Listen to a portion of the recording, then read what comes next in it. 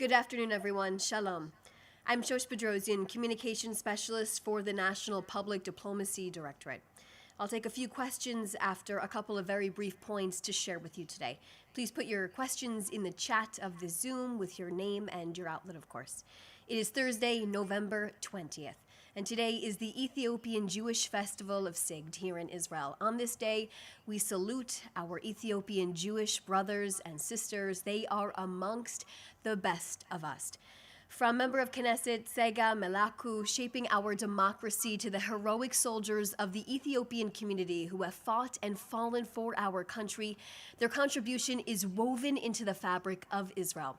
This is a community that walked across deserts, risked everything, and lost loved ones on the long journey back home. A journey powered by their unbreakable faith in Jerusalem and in the destiny of the Jewish people. Sigd is a day of unity and of our shared mission as one nation. The Prime Minister conveyed Israel's deep pride in this extraordinary community and paid tribute to their sacrifice, their courage, and their devotion to a strengthened Israel. Ethiopian Jews enrich our society and inspire us all. We wish you a joyous and meaningful Sigd. Next, today marks day 776 since Hamas decided to launch a brutal war against us, massacring our people and kidnapping them into the depths of hell of Gaza. These terrorists are still holding the remains of 3 of our hostages. 3 hostages who were alive on the morning of October 7th and killed by Hamas terrorists. 3 hostages who have families waiting for them to be returned home for a proper burial. 3 hostages Hamas continues to violate the ceasefire plan with, as they were supposed to come home more than 1 month ago. The Prime Minister will not give in and will not back down from achieving our commitments, and this is bringing all of our hostages back home. The courageous testimonies of our released living hostages is painstaking and heartbreaking to hear, but it sheds a light on the wickedness our people endured for 2 years in hell in Hamas captivity. Although their testimonies won't end up on headlines on the BBC and the Associated Press because it does not fit the anti-Israel narrative they push out on a daily basis, it is our duty to remind you of their stories, and so when everyone else forgets the history of this war and the hatred Hamas holds for the Jewish people, this can be your reminder. I point you to the partial interview that was released of former hostage Guy Gilboa Dalal, who is revealing for the first time publicly the horrific sexual abuse he endured while in Hamas captivity. Now, specifically, the 24-year-old detailed a moment when this type of abuse actually took place during his time in captivity. There are no bounds for Hamas's evilness, and we will not stop reminding the world of who they are, who Hamas is, and what they are capable of, and what they want to repeat. Meanwhile, Hamas is continuing to violate the ceasefire in place. On Wednesday, the IDF observed terrorists crossing over the yellow line and approaching our soldiers once again, posing an immediate threat to them. In response, following identification, the IDF struck and eliminated them to remove the threat.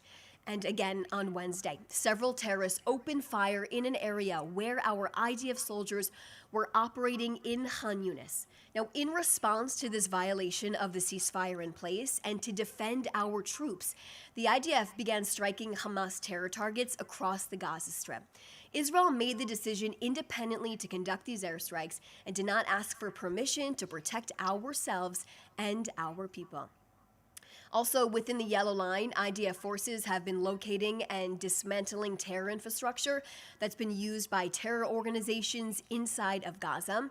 And specifically, the IDF located an 8-tube rocket launcher with 4 rockets inside of it, which was aimed towards Israeli territory.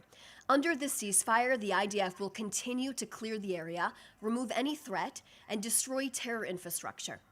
Also on Wednesday, Prime Minister Netanyahu visited the established buffer zone in Syria, where he went to an IDF post and thanked our heroic soldiers for all of their efforts over the last 2 years. Now, many of these soldiers have done multiple rotations in the reserve since October 7th. The Prime Minister explained the importance of our capabilities inside of this buffer zone while safeguarding our Druze brothers and the State of Israel and its northern border. The Prime Minister has made it clear that we are watching Syria with our eyes wide open and are observing what is actually being implemented on the ground, not just what is being said. The Prime Minister insists that a security arrangement must include the demilitarization of southern Syria and offers permanent protection for our Druze brothers and sisters.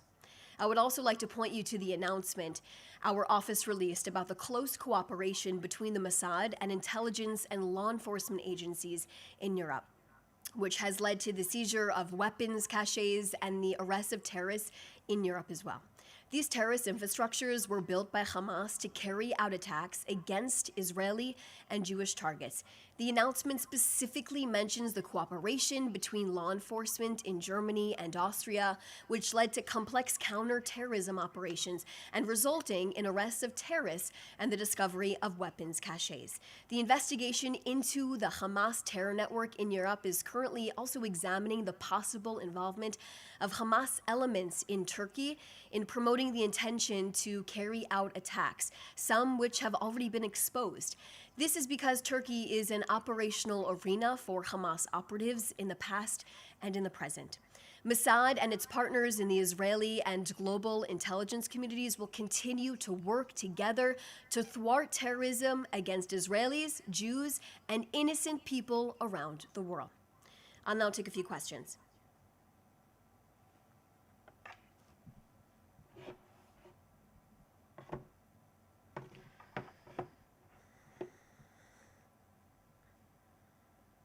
Okay, so the first question is from Alex Cornwell from Reuters. This week, the Crown Prince, Saudi Arabia, at the White House wanted to be part of the Abraham Accords. He also said he wants a clear path to a two-state solution with Palestinian independence.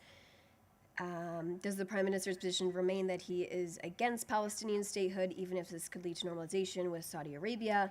What is the Israeli government's position on the U.S. sale of F-35 fighter jets to Saudi Arabia? How does Israel assess the implications for its qualitative military edge and overall national security? So specifically on that, the Prime Minister and the President and the United States and Israel have a long-standing understanding, which is that Israel maintains the qualitative edge when it comes to its defense. That has been true yesterday, that has been true today, and the Prime Minister believes that will be true tomorrow and in the future, of course. Just continuing to read these questions here. Comments on Mossad findings and arrests of Hamas operatives in Europe and accusations of Hamas stockpiling weapons abroad. So I refer you back to that statement that I just read, and where you can get some more information on that. Now, Iran and its proxies continue to build infrastructure and promote dozens of terrorist routes around the world. And the announcement that came out, this revelation, actually proves that Hamas is building terrorist infrastructure in Europe and even under the direct guidance of the leadership based in Qatar.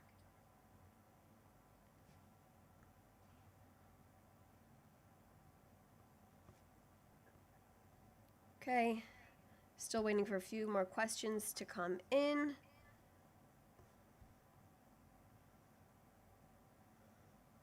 Okay, well, if those are all the questions that we have today, we could end this briefing. As always, you can reach out to the Prime Minister's office for more questions when you have them, and we'll be happy to answer them for you. Thanks so much for joining today.